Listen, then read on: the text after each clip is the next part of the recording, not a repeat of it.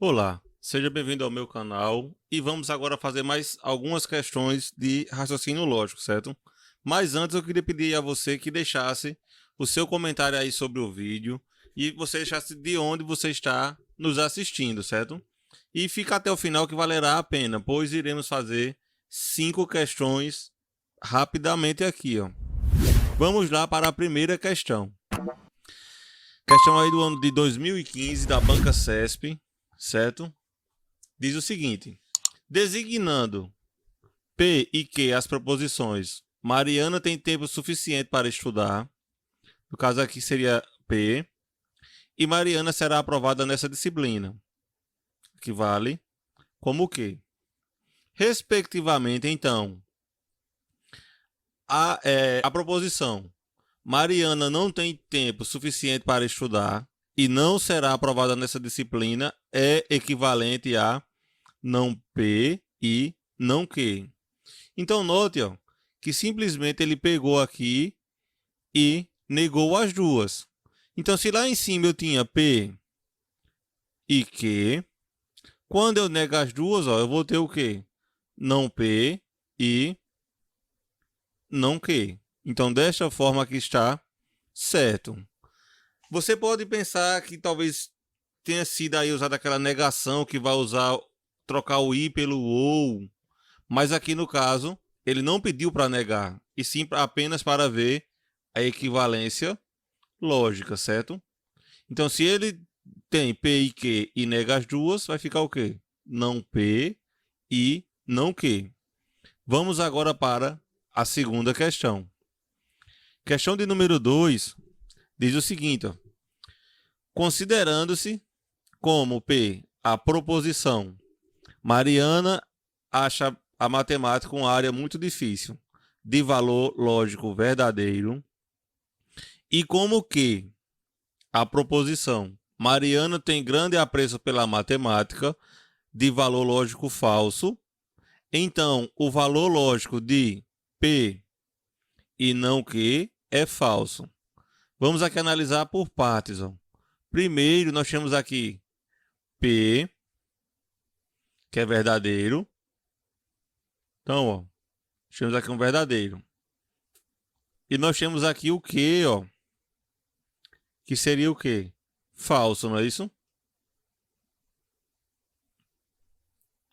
Só que, ó, da forma que está ali, é P e Q. P e Q, ó, trazendo aqui verdadeiro e falso. A gente já sabe aqui que no se, então, verdadeiro e falso seria o quê? Um falso, não é isso? Só que note, ó, que na nossa questão aqui, ele não traz o que, ele traz o quê? O não que. Então, se aqui é falso, o não que seria verdadeiro. Então, neste caso, ficaria P, então, não que, e ficaria assim, ó: o meu P é verdadeiro. O meu Q é falso. Porém, a negação do falso é o quê? A verdade. Verdade e verdade aqui no C, então, fica verdade. Então, essa questão está errada. Vamos agora para a nossa terceira questão. A terceira questão diz assim: a sentença "a vida é curta e a morte é certa" pode ser simbolicamente representada pela expressão lógica P e Q, em que P e Q são proposições adequadamente escolhidas. Então vamos pensar aqui o seguinte, ó: P seria esta primeira e Q a segunda, ó. Observa agora, ó, a vida é curta. Aqui nós temos o quê? Uma proposição. Você pode julgar que é verdadeiro ou falso. A mesma coisa acontece aqui com a morte é certa. E aqui também tem o quê? O valor de verdadeiro ou falso. Sendo assim, é o quê? Uma proposição. Nosso conectivo aqui, ó, é o I e aqui é o I. Então, gabarito aqui, certo. Vamos agora para a nossa quarta questão, mas antes eu queria pedir a você aí que se inscreva no canal, certo? Pois 90% das pessoas que estão assistindo os vídeos não estão inscritos no canal, para você não perder mais questões assim como essas. Vamos lá para a nossa quarta questão. A sentença: a aprovação em concurso público é consequência de um planejamento adequado de estudos. Pode ser simbolicamente representada pela expressão lógica P, então que. Em que P e Q são proposições adequadamente escolhidas. Então, nota aqui o seguinte, ó. No P, então que, nós teremos aqui o valor do antecedente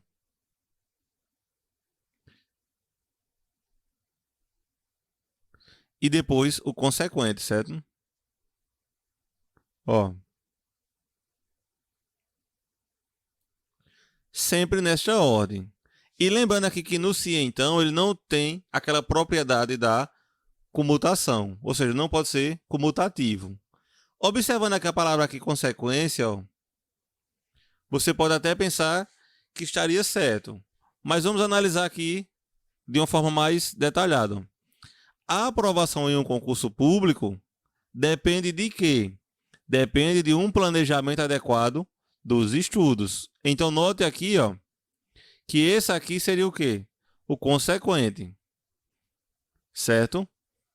Já neste um planejamento adequado dos estudos é o que antecede o quê? A aprovação em concurso público.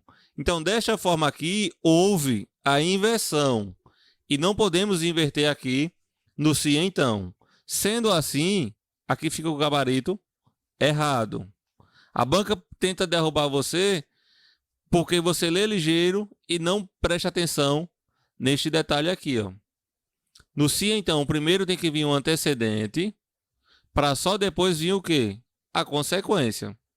Ou seja, eu ser aprovado em concurso público depende de quê? De que antes eu tenha feito um bom planejamento. Certo? E certo aqui seria o contrário. Vamos agora para a nossa quinta e última questão. Considerando a proposição P, se João se esforça o bastante, então João conseguirá o que deseja. Jogue o item a seguir. A proposição João não se esforça o bastante ou João conseguirá o que deseja é logicamente equivalente à proposição P. Então, note aqui no P, ó, que a questão traz o quê? Um se, então. E ele quer o quê? Que você veja se é equivalente, não é isso? Uma proposição a outra. No se, então, nós temos três casos de equivalência lógica. A primeira é a contrapositiva.